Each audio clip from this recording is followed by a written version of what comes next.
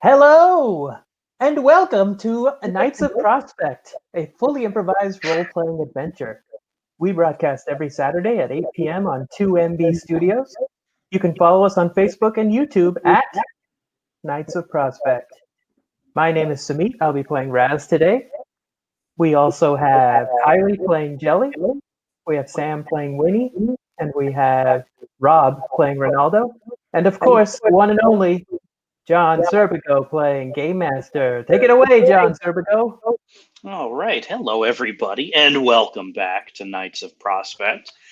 All of you, as a reminder, have spent the last several months building up your reputations, not just as adventurers, but as a team of adventurers. Jelly, you at 11 years old are already a prolific and well-respected thief in the Riverlands. Winnie, as an elven bard, you captivate crowds and are also an expert in the histories of magic and spellcraft. Ronaldo, as a bard and the presumptive heir to one of the great fortunes of Tower Town, your reputation as an adventurer is now surpassing your reputation as one of the well-to-do of the area.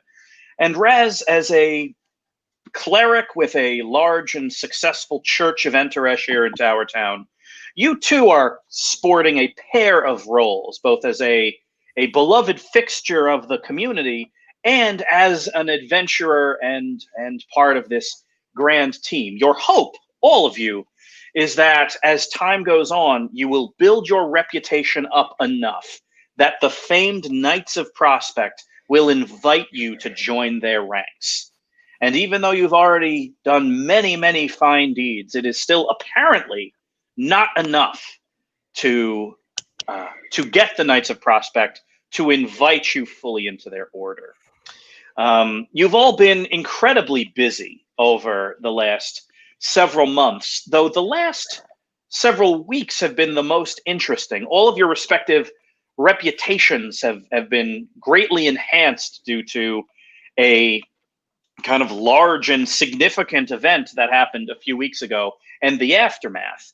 A very famous thief that you all know, Fran McLean, who calls herself the Captain of Thieves. You essentially chased her down and recovered from her an artifact that she had stolen from the Archmage of the Arcane College, one of the most powerful people in the Riverlands.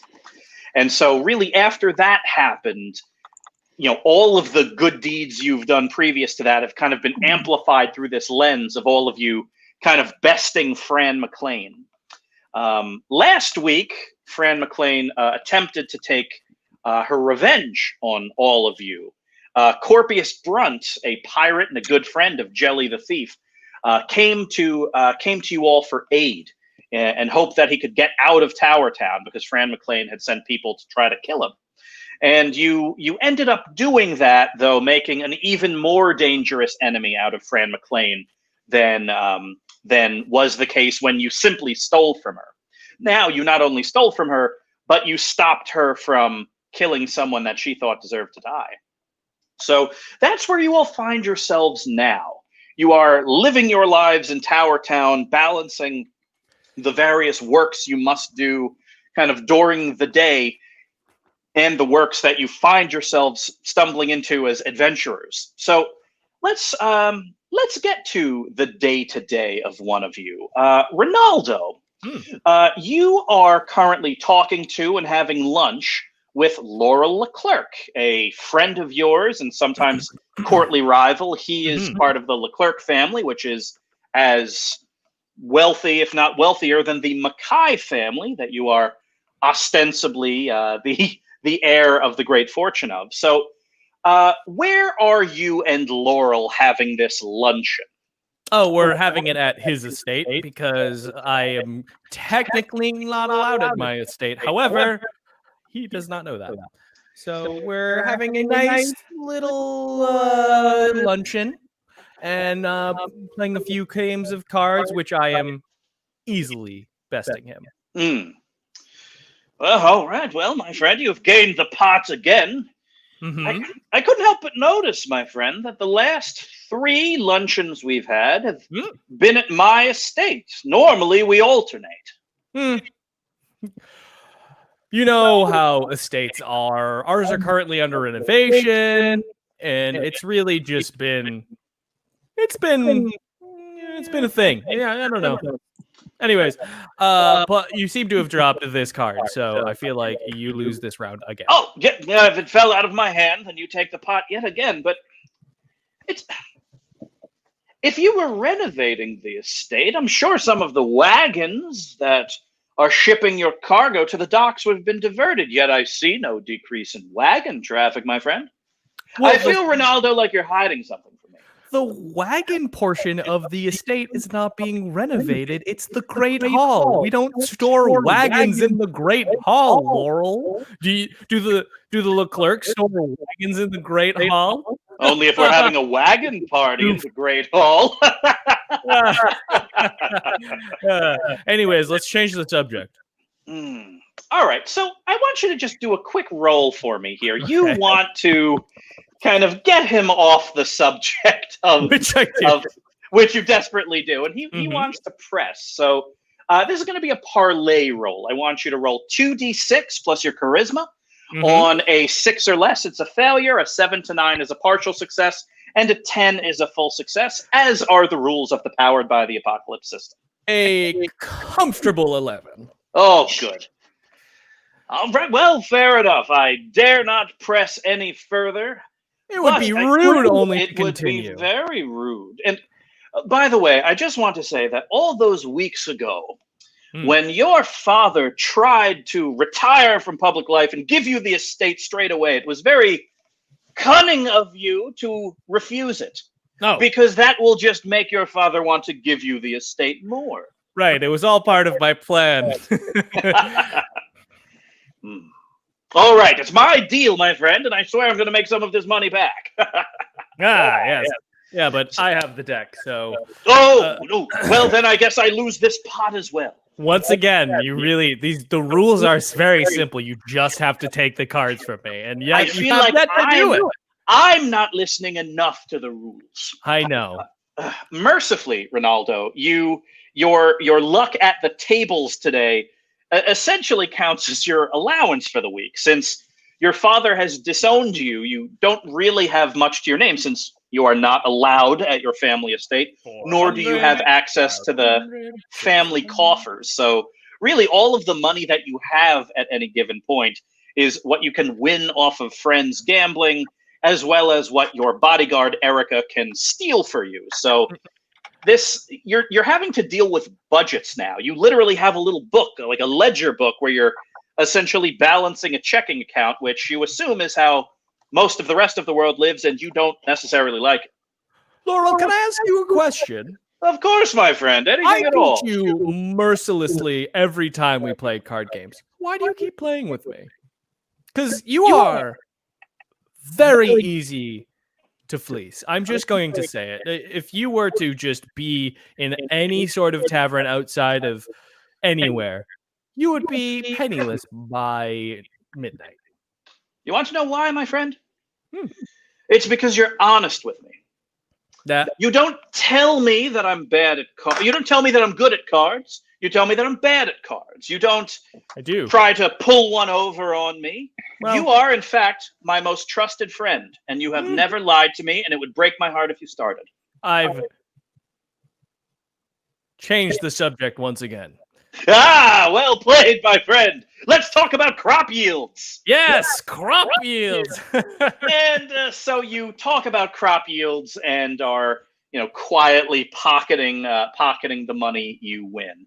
It is very tricky living essentially a double life as someone that needs to keep up all the trappings of being wealthy while not actually having any money at all. Let's move down the road a little bit.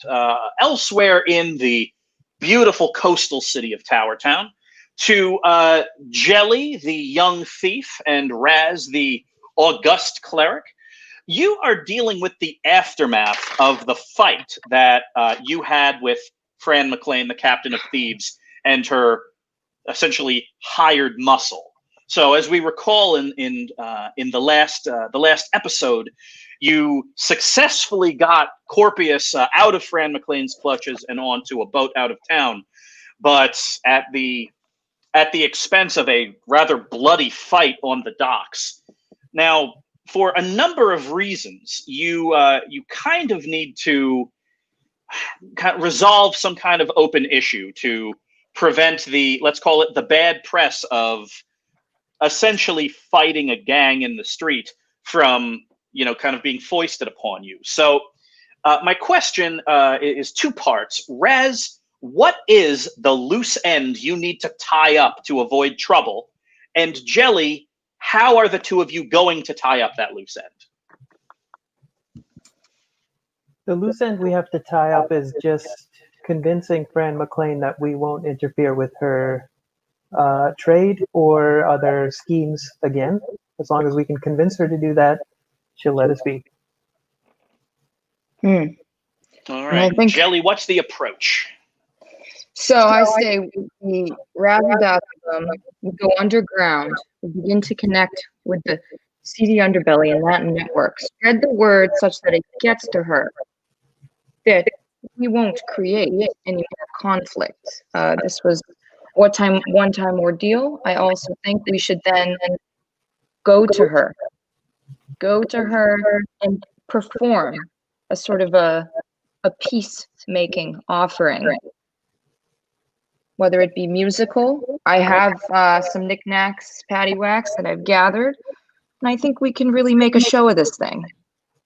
Sure. So this loose end is actually a rather large loose end. You're trying to make peace with the self-styled ruler of Tower Town's underworld.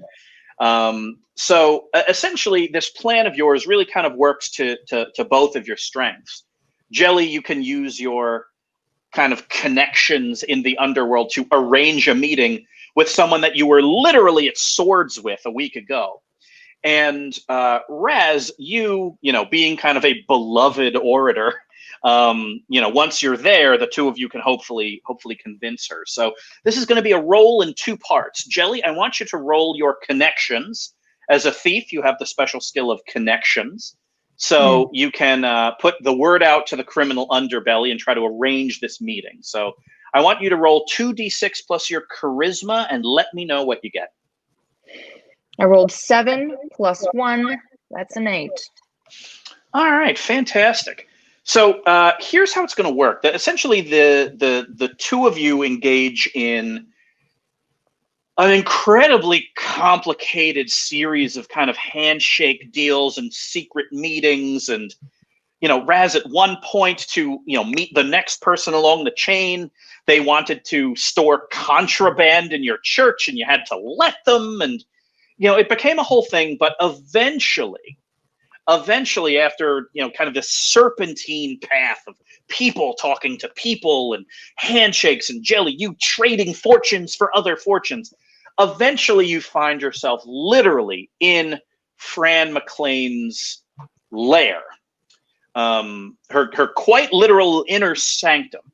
So I want you all to just, I want both of you in a sentence to kind of describe what this place looks like.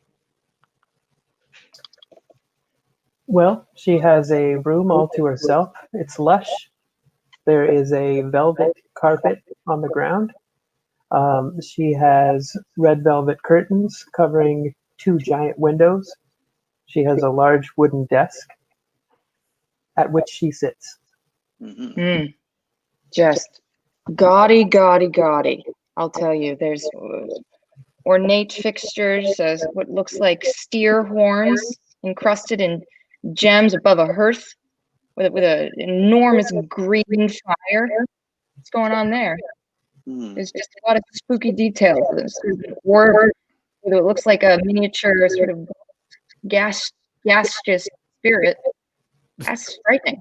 I might try to snag that later. Yeah, it's you can't help but start casing the place, really. Even though you're there to make nice with this person, you can't help but look around thinking, I can probably steal this. And so you're in this, which is why the music comes up. You're in this kind of incredibly opulent, almost aggressively opulent lair. It's, as Raz, as you mentioned, there are big windows because this is in, a tall stone building near the outskirts of town. And, from her windows, you can see right over her shoulder as you're kind of looking at her, the the actual tower of Tower Town behind her. This is essentially $1 million view that she has. And so she's kind of letting the oppressiveness of the styling of this place and the tower behind her do a lot of the intimidating. And she just kind of looks at you both with your fingers steepled. So you're telling me that after all of the trouble you put me to, after the stealing of those artifacts from me, after you preventing me from getting my revenge upon Corpius, you want me to leave you be, and the only thing you're promising me is that you'll leave me be. Couldn't have said it better myself, Fran. You have such a way with words. I also have a way of getting things the exact way I want, which you have stopped me from doing twice. I would love to just accept this peace offering, because that's what it is. But I just can't. A part of me that says I'm getting the raw end of the deal is screaming loud in my ear. If you want peace, you're going to have to give me something. And I don't yet know what it is. Raz, I want you to roll 2d6 plus parlay. This is you trying to talk her out of whatever she's about to talk you into. So that'll be a 5. Okay, that's a full failure. So what do you try to say to Fran McLean to plead this kind of non-aggression pact? What I tell her is that all people, all beings, all objects are made of the same spirit. We're all part of the same universe. We're all taking care of each other, and we're all serving the people we serve in the best way that we can. And sometimes these paths cross, and when they do, it's our obligation as members of the same spiritual force to try to come to a solution in which both spirits can stay alive and continue to serve the people that they serve. And so we're here in front of you to find a solution to that. And if that means giving you something, well, perhaps we would want something in return as well, because any agreement should be agreeable to both parties. That's what makes it an agreement. Yes, I understand how agreements work. That high-minded thinking may impress those that put coins in the basket every weekend listening to your sermons. But I didn't become rich putting coins in baskets. I become rich trading in favors. And that's what I want from you. I will take no more action against you. You will take no more action against me. With the caveat of this: at some point, I'm going to ask you for a favor. It is a favor you will not be able to refuse. If you refuse, I will bend the entire strength of my empire against you. That's the deal. Pretty Deal. ambiguous, but deal. Fran. Deal it. Three-way handshake. Three-way handshake. Excellent. My hand's so small, it's barely there. I have it. So after the after this kind of conversation wraps up, it's almost like the room gets brighter. The ominousness goes away. The literal second you all shook on it, Fran has lunch brought in, and you immediately switch to rather banal small talk about life and travel and adventure. And if you didn't just essentially sell your souls to the most powerful mob boss in the Riverlands, you probably would like her. So you spend a very odd lunch talking to someone that was your enemy that was about to kill you not 10 minutes earlier. So we are going to switch now to the home of the Knights of Prospect, the Grand Chapter House of Etama. Let's get appropriately inspiring music. Perfect. Oh, that may be too inspiring, but that's all right because it speaks to how truly impressive Etama is. Winnie, you are in the Grand Chapter House of the Knights of Prospect. While none of you are actual Knights of Prospect, you've all essentially worked with them. You've worked with them enough, and you've developed enough of a reputation with them that they are willing to essentially treat with you, not necessarily as equals, but they kind of look at you as friends and companions, which is saying something because there are plenty of people that want to join the Knights of Prospect, but Winnie, you and your friends are the only ones that are actually talking regularly to the Knights of Prospect.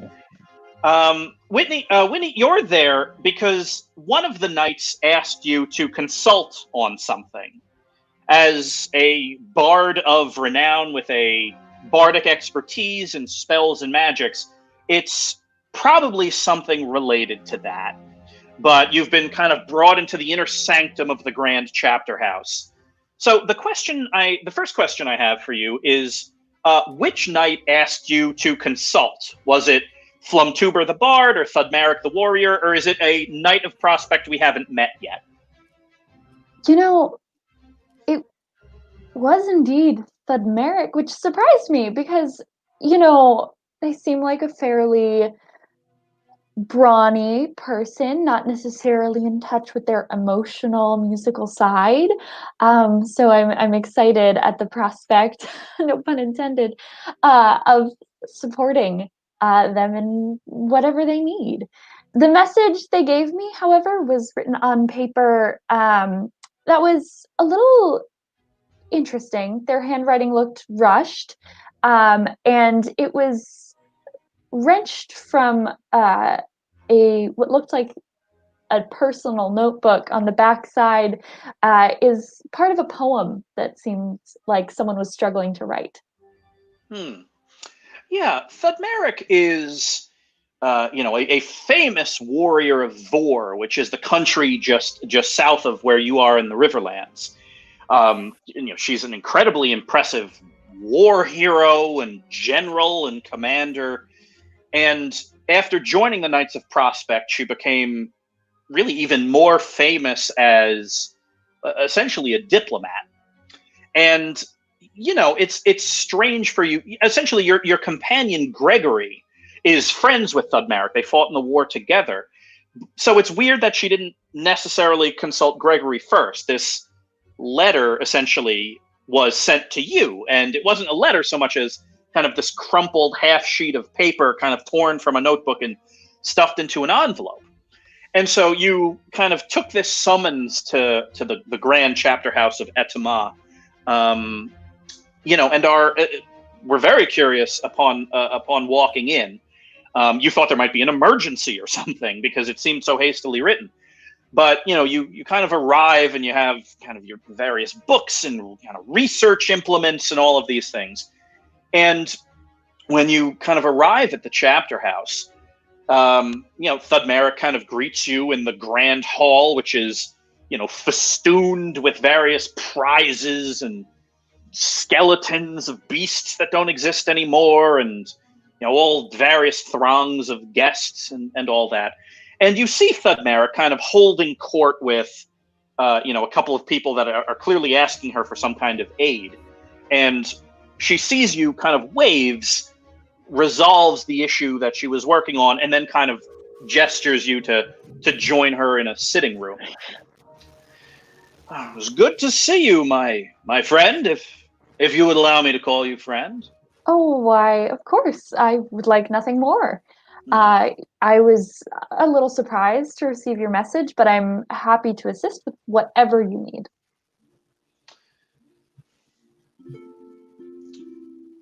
The two of you sit down in kind of, not necessarily like her quarters. It's really more of almost like essentially it's the equivalent of the table that the Knights of the Round Table would sit at. It's, the grand room in which the Knights of Prospect have their great convenings. And so, she kind of walks in and leads you in with really no degree of ceremony, which would shake you if you haven't seen any of the grand wonders of the Elven world. And she just points to one of the chairs, and she sits down and you sit down. And she kind of slides this book in front of you. I need help writing a poem. Why, of course, I am well versed in the verse, music, or poetry. I have studied wordplay of all sorts. It would be my pleasure to help. What is the poem for, or who is it for? Tell me a little bit what motivates you. Well, and I ask that you keep this secret. It's about all of you. You, Jelly, Raz, Ronaldo, Gregory, Chauncey, Portia, everyone, Vil, Hobie, her duck. I want to write a poem about all of you because, and again, this is just between us, I'm considering sponsoring all of you to join the Knights.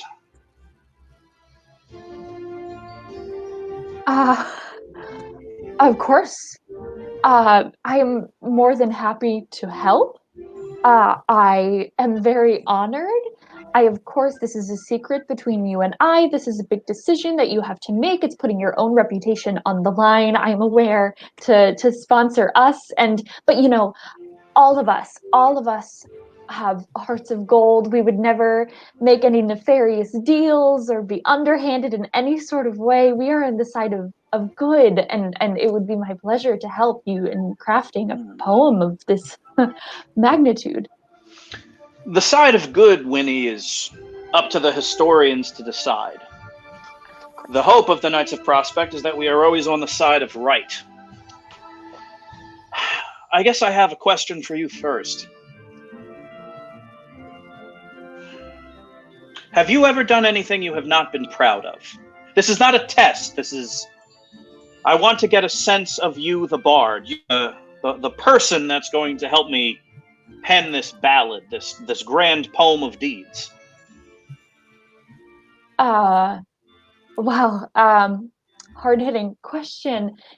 Well, I mean, there's things that everyone does that they wouldn't be proud of. When I was a child, I told my mom that I didn't know where all the cookies went, but in fact, I had snuck them away to under my bed and ate them. All those things. Nothing big. I don't have a great relationship with my sister, but that's beside the point. It's not a big deal. I mean, of course, there are things that I regret, but I think everyone has those. What do you think your sister would say about you? Have you,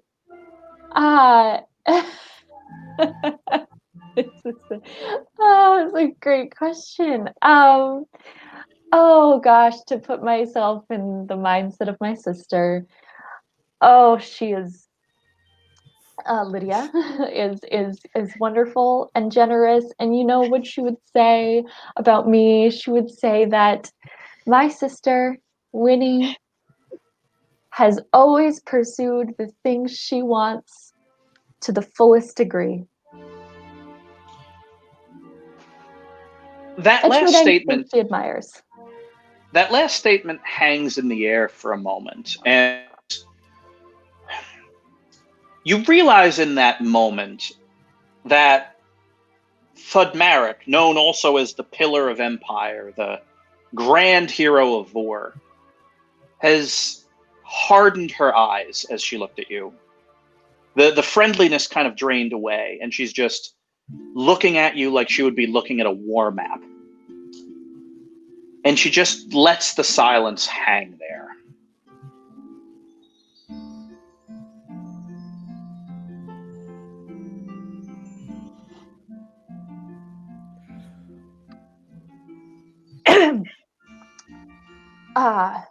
So Thudmeric gets up and kind of walks, the heavy boots striking the hard stone floors.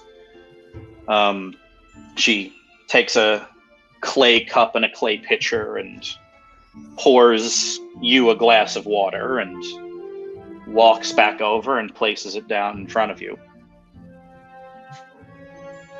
thank you.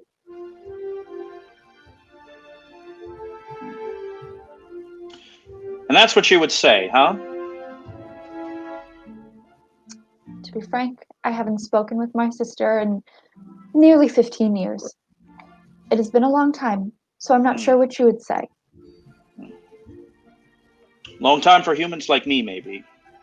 For elves, maybe the blink of an eye. Winnie, I'm not here, nor will any of the other knights be here, to litigate your past. We want to know what you have done now, what you have done for the people since you've decided you are taking the adventurer's path. That said, we do like to make informed decisions. She slides the notebook across the table. It's opened to a page. You actually see the ragged edge of the page she tore out and clearly wrote the invitation on to give you. Everything that's in there right now are notes and accountings of the deeds that I know you've all done. The grand tales, so to speak, the villages you've saved, the people you've changed the lives of. But I want it to be more thorough and I want it to be more poetic. And for that, I trust you. The finest bard I know that is not in the Knights of Prospect. You wish me to discover more about my companions, to share with the world? Yes. Well, it would be my pleasure and honor. And it would be my pleasure and honor to one day sponsor you all to join. So long as the words in this book align with my understanding of who you all are as people. So I wish you luck with the task, Winnie. I believe you are up to it. As I'm sure your sister believes in you as well. Thank you. Thank you very much. It is at that moment that an incredibly loud bell starts ringing.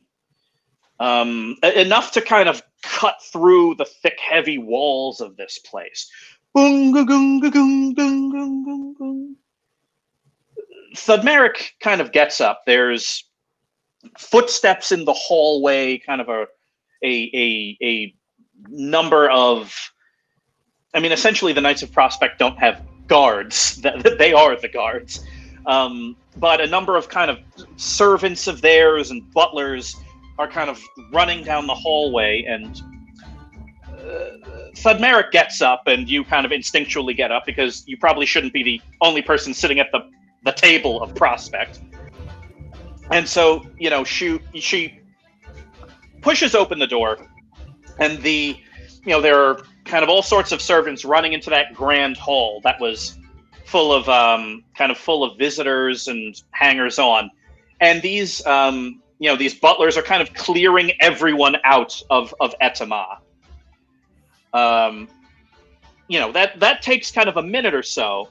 Thunberic looks at you and says, "That bell rang after the knights currently in would be in the orb for an hour. I feel like I'm getting ahead of myself. A few of the Knights of Prospect are here at the chapter house right now, but they are currently in an orb. They said they would be there for an hour, and that hour just ran out, meaning it is up to me to rescue them. And I think I need you, and I think I need everyone we can quickly get our hands on of your party." Of course, I would be happy to. You know what? I know that. Oh gosh, I know Jelly and Raz were out on an errand this evening. I think they were talking about going to a tavern later, and I think Ronaldo's available. He had like a social thing, but I know he likes any excuse to get away from those. So I'll see who I can get. No need. You've already given me what I needed. There's kind of a well-dressed person here, and she looks like she's dressed halfway between a butler and a wizard of the Arcane College. And Thudmeric looks at her and says, "Did you get all of that?" "Yes, I did, ma'am."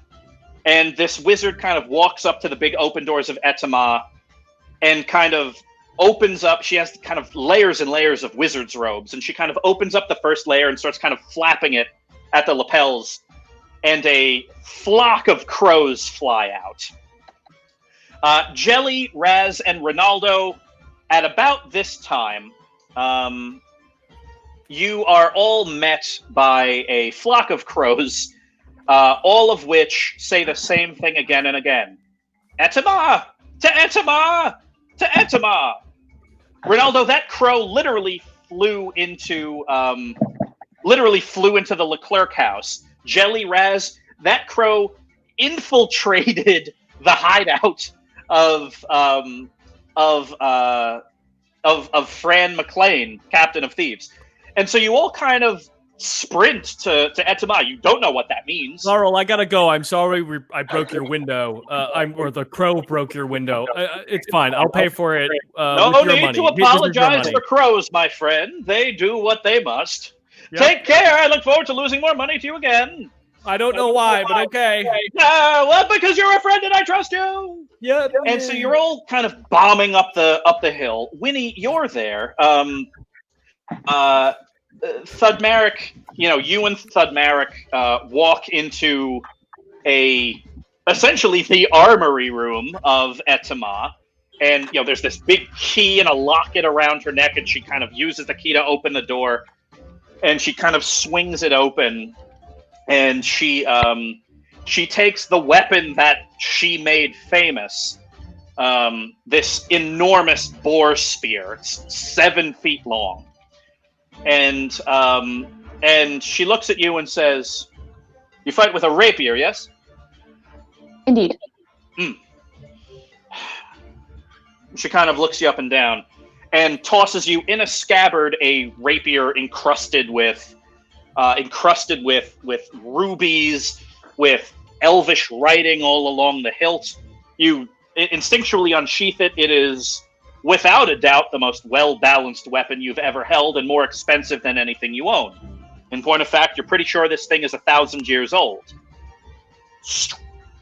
All right, once your friends get here, we're going to enter the orb. Great, thank you. I think we were summoned by crows. Do you all... I'm sorry, does the Knights of Prospect have a butlermancer? I'm just curious. Thudmeric greets you all in the main room. Yes, in point of fact, we do. Fresh from the Arcane College, one of the finest butlermancers we know of. Very obscure form of magic, but very useful form of magic. Mm-hmm. I agree completely. Well, I called you all here because I need you all to join me in a pocket world. I don't know if you've ever traveled to a pocket world before. Can you tell us what a pocket world is? Yeah. Well, we call it the orb. The orb is This is an artifact made by the elves of Sentinel over 1,000 years ago. And it's supposed to represent the continent as it was several thousand years before that. Great beasts, wild, untamed lands. It's where the Knights of Prospect like to train. Okay. We put them at a limit of 1 hour. After 1 hour in the orb, that bell will ring. If the bell rings, it means they're in danger, and whatever knights are not currently in that pocket world need to go save them. I am currently the only knight here because Flumtuber and some of the others are out doing what we do. But the knights that remain are trapped, and we need to get them out. Okay. Let's do it. We'd be happy to help. The Go orb? ahead. 2 pocket worlds make a pants world. But we're going into this pocket world. I have heard that, my young friend. Yes. So Famous here's the kind of the question I have for you, because I want to build out the knights a little bit more. So you know a number of the knights of Prospect. There's Songstress, Illyria, the Battle Bard. There's Thudmeric, who's here right now. There's Flumtuber, and then there's Spitzfoot, the wizard and one of the deans of the Arcane College. You know, because Thudmeric tells you, that Spitzfoot, the mighty wizard, is in there. But there is one other knight of Prospect as well, and you haven't met them yet. So I want one of you to name this knight, and the other 3 to tell me about this knight. Their name is Scalvian the Terror. Scalvian, it is rumored that for many years lived in the shadows, and you could only feel their presence, not see it.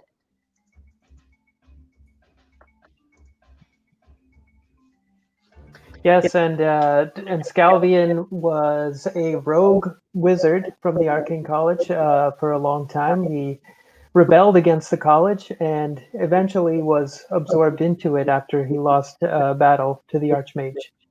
And he has a much spoken of, it was a massive lizard dragon that was his companion named Moonstruck Gilly. They oft fought battles together. The tale of Scalvian the Terror is one of redemption, and it's interesting that, Winnie, especially for you, you're hearing about this knight that is trapped, and this knight had an incredibly checkered past, but was still accepted into the Knights of Prospect because fate decided it must be. Scalvian and the other wizard Spitzfoot were training in the orb. Thudmeric did not know what they were fighting or what they were trying to do, but the fact that 2 of the mightiest wizards on the entire continent were leveled by something, is fairly grim. She kind of walks you all back to the armory, where Ronaldo, you are given a rapier that is continuously bathed in white light. Oh, fun! This is Jelly. flashy, extremely my style. Here's hoping so. Jelly, you fight with, I believe, knives? I have a rapier. You are handed a cutlass and shield. One of the greatest pirates that ever sailed the Bay of Enteresh once carried this before I took it from him.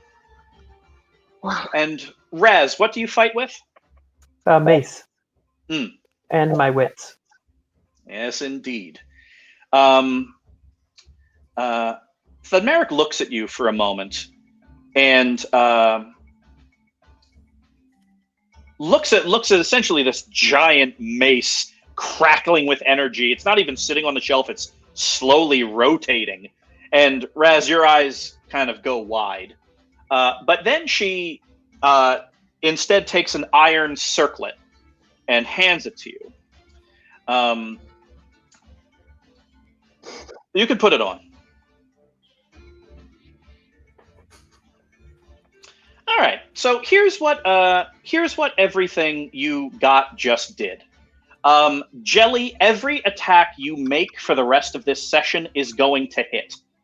Raz, every spell you cast is going to work.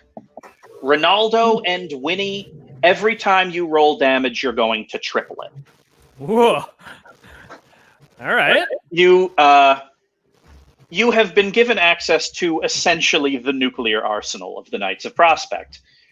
Thudmeric is not showing it on her face, but all of you are starting to get the sense that this is very serious.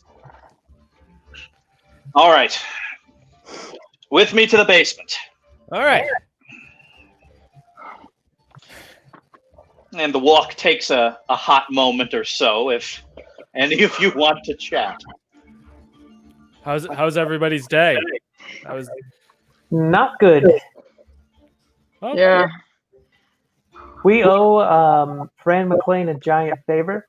Oh We're no. gonna have to talk our way out of that, or figure out a way to get rid of her. Made a Yeah. deal with her? Yeah, Yeah. but Why? she has a really nice room. Yeah, it's gorgeous. I think she probably brought in someone to consult with the design. I mean, it's a little gaudy, but I mean, for what it is. Yeah, no. I've been there. It's she has like the idea of good taste, but it's not good taste. That's The what it platonic is. this is what she thinks the platonic ideal of class is, but she stole pieces of different things. It all just doesn't work. You guys It's don't a like really- velvet? No. It's more- No. That's More so for 10 years ago. sleeping. It's so luscious. I could live in that room. Man, I Yeah, wish our office had velvet. Sometimes expensive things are actually just worse. Yeah. I learned that I have a special task of getting to know all of you very, very well. Ronaldo, what is your most embarrassing moment from childhood? What? Why do you ask that right now? It's very This is a important. long hallway. The Knights of Prospect need this information. Oh, okay. Yeah. It was when I realized I was perfect and no one could be better than me. It's just so embarrassing. Right. And at this point, you kind of move into a basement and then below it into what could best be described as ancient catacombs. There, everything's lit with kind of mage lights, and there are rooms and entire hallways and caverns that you don't think have been walked through for decades, if not centuries.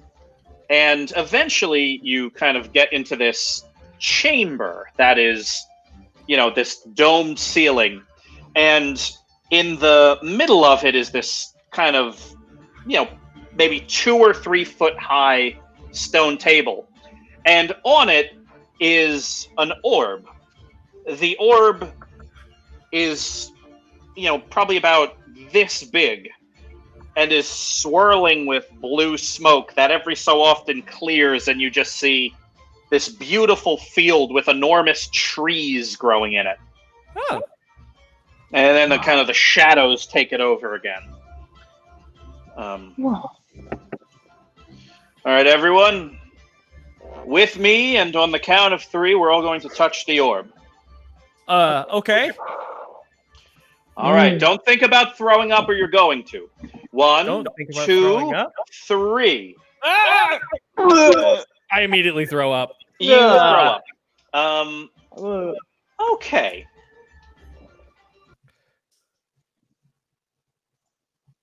This is weird. You have the absolute stone cold certainty that you are still in Tower Town. Only there is nothing here.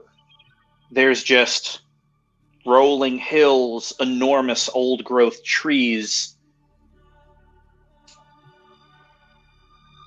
The fact that you know you're in Tower Town is very weird because there's no tower here. The great elven tower, the Tower of Gifts that gives Tower Town its name, is gone, as are all the buildings. You are, well, if the elven master mages that built this are correct, you are several thousand years in the past, or some magical interpretation of it.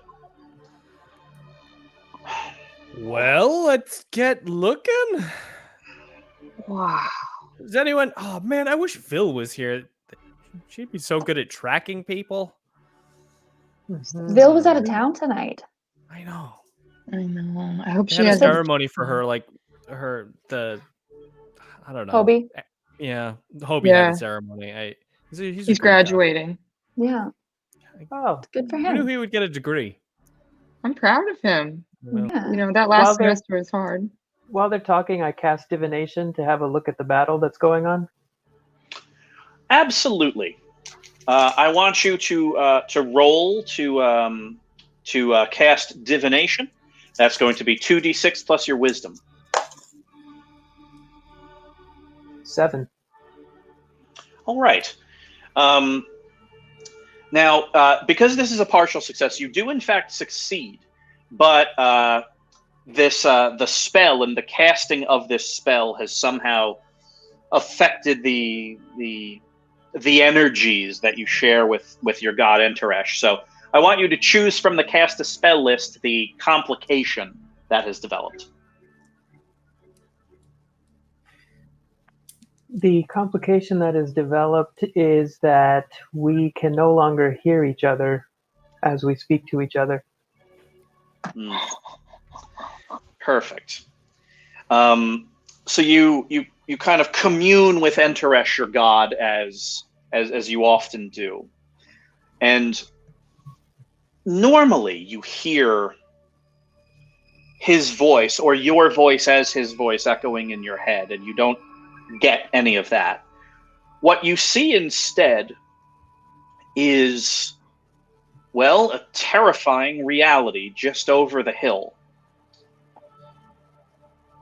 You see, well, for lack of a better word, titans. 30 feet tall, maybe, covered in ancient muscle, carrying swords the size of trees. And you see them circling this kind of rocky outcropping that the two wizard knights of Prospect are sustaining this kind of bubble of energy over. These titans are swinging these giant heavy swords trying to break this dome of energy, and they are at present not succeeding. That said, you see Spitzfoot, the knight of Prospect and wizard that you've all met, with kind of blood streaming out of his nose and kind of sweat on his brow as he's trying to sustain it. And you see the other wizard, Scalvian the Terror, in his black robes and with his red eyes, doing his best to essentially pump magical energy into his companion. So you don't know how long it will last, but now you know your enemy or enemies, and you know where they are.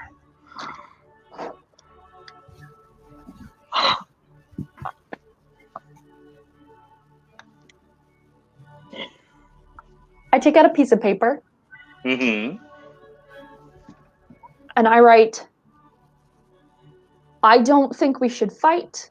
I think we should try to create a diversion to give them enough time to escape. I don't think they should fight. I think we should give it a... Yeah, Enough great, time to good. escape. Yeah. I take out a tiny, like one of those sand gardens, and I write yes in the sand with my finger. Mm-hmm.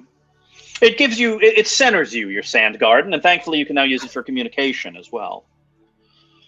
All right, everyone. What is the diversion you would like to cause?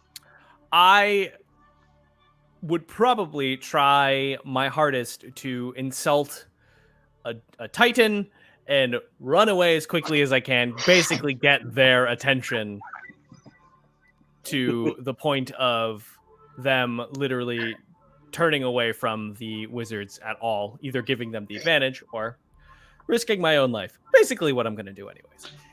Very fair. That's So- what I'd like to do. Sounds like a good plan to me.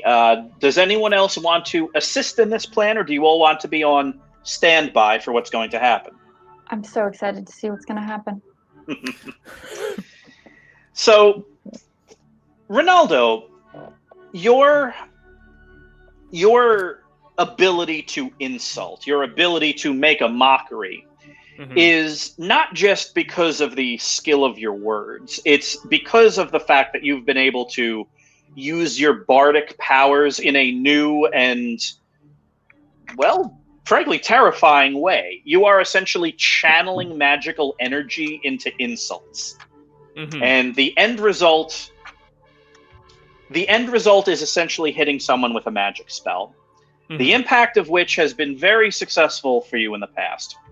We will see if your success continues. You all kind of move as a group. Thud Marek is kind of following behind you. She's, reaching into, the pocket of kind of her armored plate, and pulls out a crystal and cracks it over the top of the boar spear. And she starts kind of walking and readying herself. You all kind of take a position, kind of just below the crest of a hill, and Ronaldo, you stand on top of the hill. And what you see is, a sight that probably no one has seen in this continent for a few thousand years. Actual Titans. You take a deep breath, you steady yourself, and what do you say? Quick clarifying question, can I still not talk because of Raz's spell? You can't communicate with each other. Okay. Something about the magic of talking to Enteresh in a pocket world has disrupted the reality such that you can't speak to each other. Though, if you tried to speak, you would almost certainly make noise. Sure. I kind of swirl my fingers to begin to insult with magical effectiveness, and I go, "Hey, Titan! Nobody likes you!"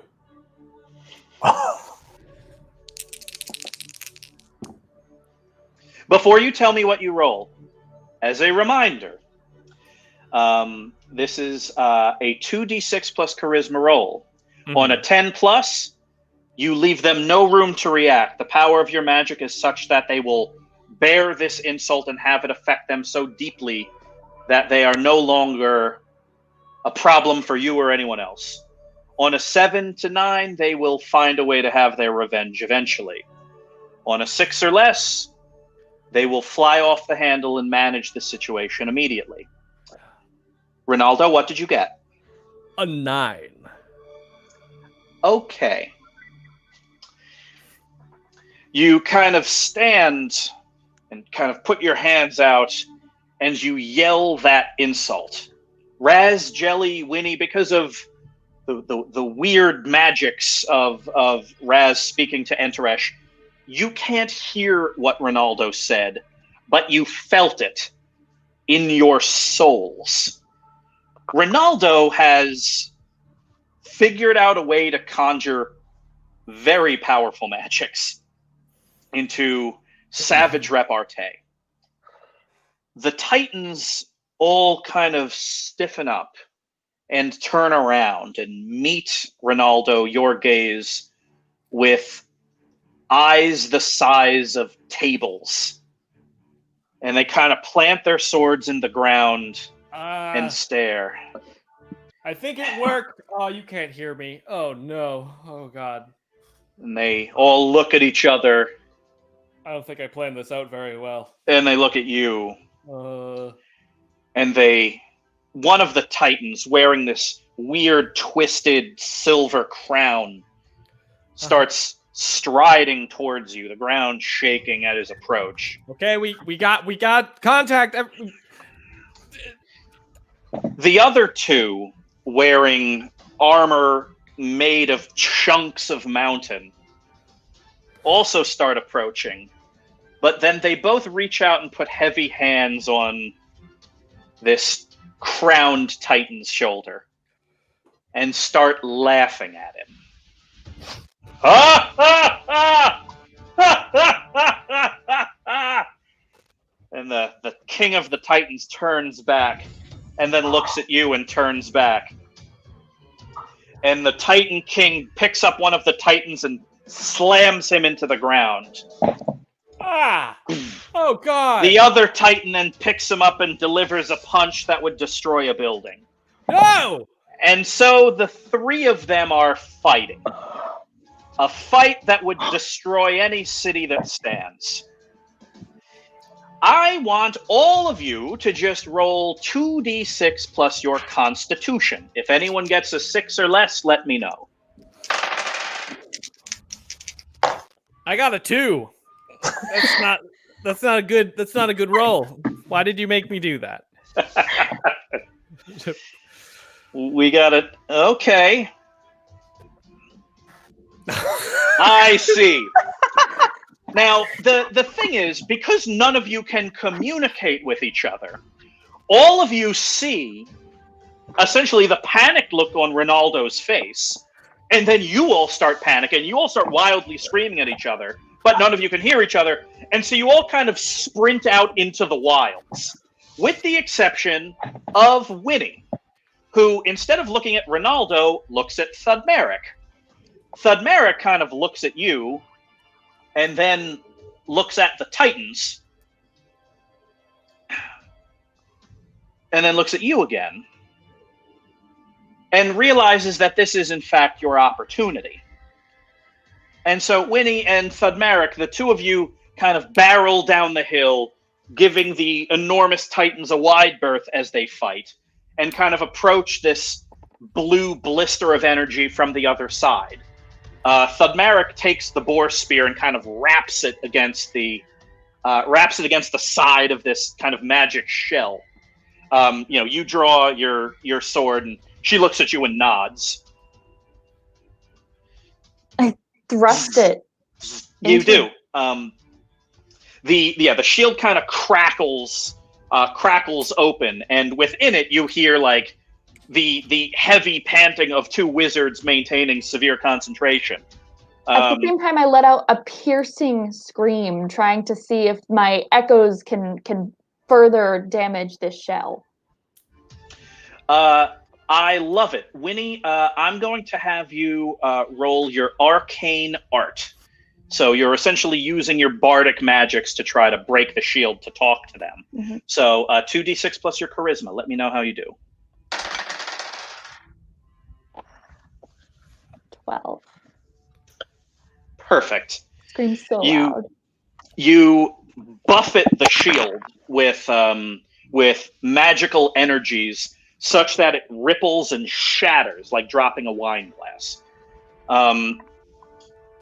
Spitzfoot and Scalvian the Terror both are kind of blown back and look at you, a bard who used her voice to break one of the most powerful magics there is. And then they look at Thudmeric, and she yells. They nod, and all of you start kind of taking off. Okay, Raz, you are kind of sprinting with Jelly and Ronaldo generally in the opposite direction, when eventually it kind of dawns on you first to kind of stop running because you don't think the Titans are chasing you. However, you are separated from Winnie, Thudmeric, and the two Knights of Prospect. How do Ronaldo, Jelly, Raz, does anyone have an idea on how to contact the other members of your party? I I pull out my mandolin.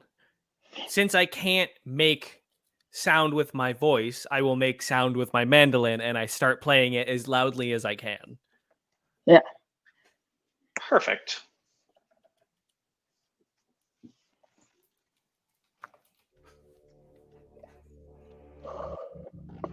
So you begin kind of playing. Actually, well, let's get a happier song here. You play something that carries. Winnie, Thudmeric, the other Knights of Prospect, you hear, kind of sneaking over the hill in the opposite direction, a happy tune. In fact, the first song you ever heard Ronaldo play. All of you look at each other and start kind of running through the hills and dales of this ancient continent. And eventually, we kind of find all of you standing in a big circle, silently listening to a happy tale. All of you eventually lock hands and kind of close your eyes, and in an instant, you are back at Etama. I puke again. And you puke again. Ah, How do you have anything left in there? They told me not to think about puking, and that makes me think about puking. Oh, Well, the crow I stole from the murder earlier just vomited too when it came back through. I kept it in my pocket the whole time. oh, don't make me ruin another ascot, please.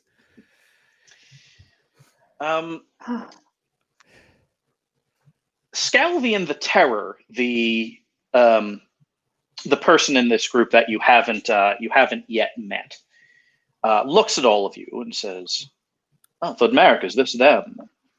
"That's them." Winnie, Jelly, Raz, Ronaldo. Well, remember those names. I mean, thank you. Thank you. thank you. Yeah, thanks. Well, thank you. My dear friend Spitzfoot is a little too by the book. When we discovered the Titans, he thought it would be unwise to fight them with our magics, and so we chose a defensive position, just like they teach at the Arcane College. What good that did us, huh? Spitzfoot you all know as a grand wizard and a famous wizard. It's a little interesting to hear someone else kind of dress him down in front of you. But Spitzfoot kind of looks and nods, and the Terror looks at him again and says, "But we all learn. Just because you're a Knight of Prospect doesn't mean you stop the learning process." Well, I will remember, as will Spitzfoot, as I'm sure Thudmeric will as well, the kindness you did to us today.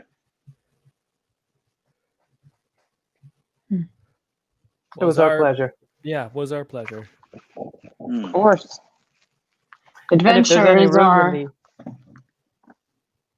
adventure is our calling. Thudmeric looks at you, Jelly, and says, "What else is your calling?" Well, I got nimble feet. I got quick hands. I can throw down a trap, and I can pick a lock. I can spot something worth snabbing from about a mile away. I guess my calling's to the treasures in the cracks and crevices. They have a sand garden. That was weird to find out. It was really well maintained. It's soothing. It helps me unwind. In such a raucous life I lead, it's the little moments of meditation that bring me back. Thudmeric laughs. It's as if your calling is your own expertise. The act of doing something you are good at inspires you to do good. I suppose the same could be said for all of us. Wouldn't you agree, friends? Yes, I would say so. Well, we shan't bother you with an emergency like this anytime soon.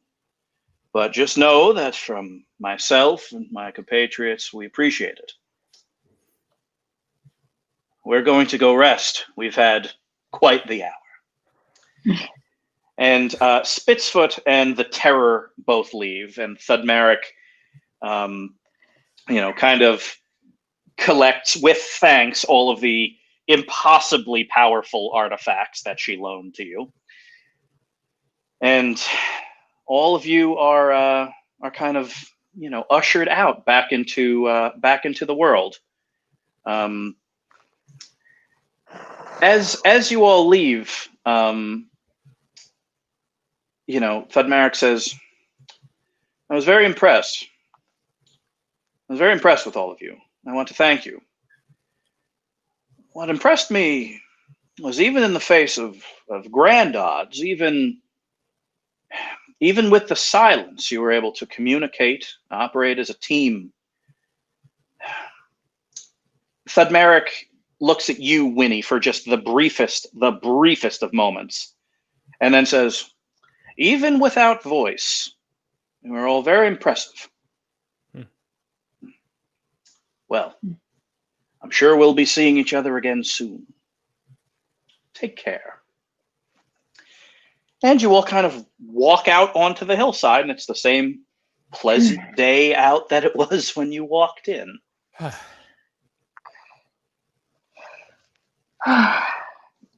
Boy, I thought for sure we were getting an invite right there. I thought so too. I really thought that was when it was gonna happen. It was so close. I could taste it. It's just A long tantalizingly close. Maybe it'll happen soon. Gosh, I hope so. I was tasked with learning a little bit more about all of you. Maybe if I pass that information along, it'll help. Or I keep wanting to say prospects, and I'm trying not to make that joke. No, it's a It's good really joke. not You should intentional. Make that joke. Not That's a bad joke. Not. Own it. Anyways. Own it. Elsewhere, at that moment in a pocket world, we see a Titan King standing, staring at a sheer cliff face, holding in his hands a chunk of chalk the size of a house. And with it, he is drawing a picture, a portrait really, of Ronaldo's face. And so we will end it right there. Good work, prospective Knights boy. of Prospect. Hopefully this took you one step closer to joining the actual Knights of Prospect. So thank you all, Jelly, Winnie, Raz, and Ronaldo. And thank you, audience of 2MB Studios, for tuning in to Knights of Prospect. We are going to be here every Saturday night, and we would love for you to join us. Follow us on Facebook and on YouTube as well, if you so choose. And also be sure to subscribe to 2MB Studios. There is tremendous, tremendous comedy most nights of the week. Thank you all very much, and have a great and adventurous day.